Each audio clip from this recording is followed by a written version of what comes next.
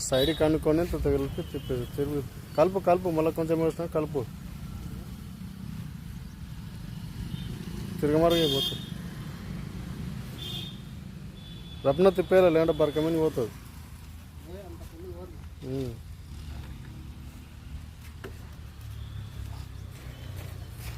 రప్ప